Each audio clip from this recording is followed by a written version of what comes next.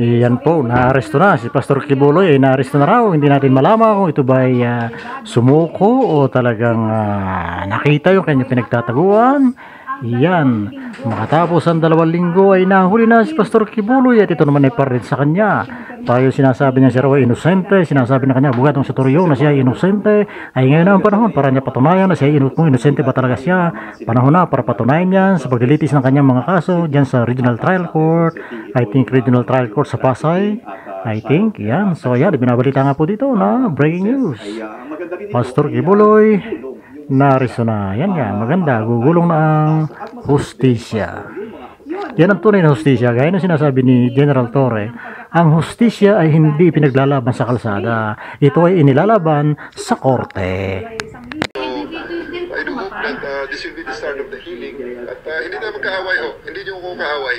I just played my role. Ito po talaga ang ibinigay sa akin na role, ibinigay sa akin trabaho.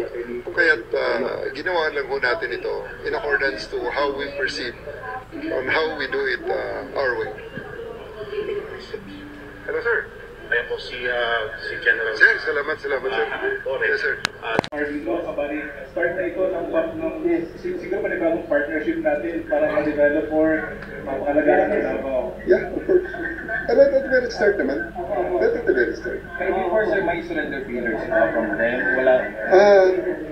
Si SILG na lang talaga niya. Kasi siya talaga nag-break ng news na yan. Because he is the first one and he is the fourth person dyan sa surrender. Pero nabanggit mo sir na lang, Surrender. I don't like to take credit to take any credit for myself. Ano?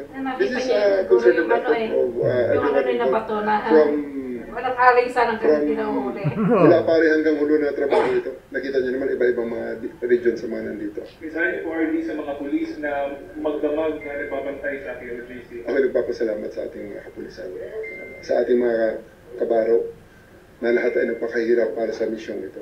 Sana tuloy-tuloy lang ang trabaho, mahalin natin ang trabaho ito at servisyo. And let's be proud that we did our job today.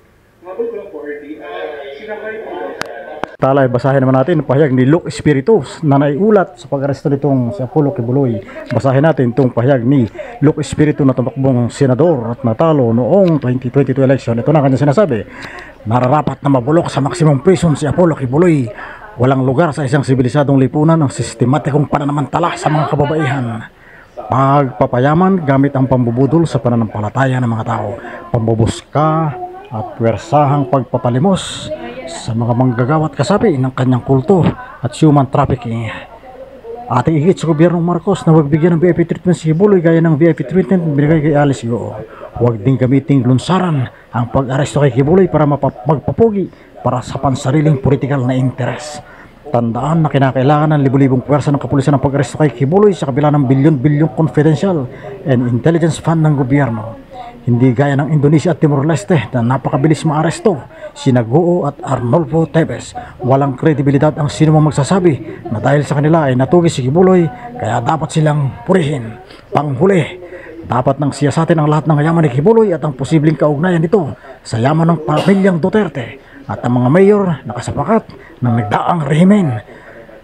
Makatutulong ito para magbigay linaw ito sa mga aligasyon ng malawakang korupsyon sa administrasyong Duterte. Muli, walang puwang ang pambabastos sa mga kababaihan at pambubudol sa masa sa ating modernong lipunan.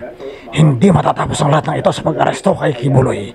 Sa makatuwid, patuloy natin ipaglaban natin ang isang lipunan kung saan lagot ang bastos at lahat ng trapo at kanilang mga kasapakat ay tapos.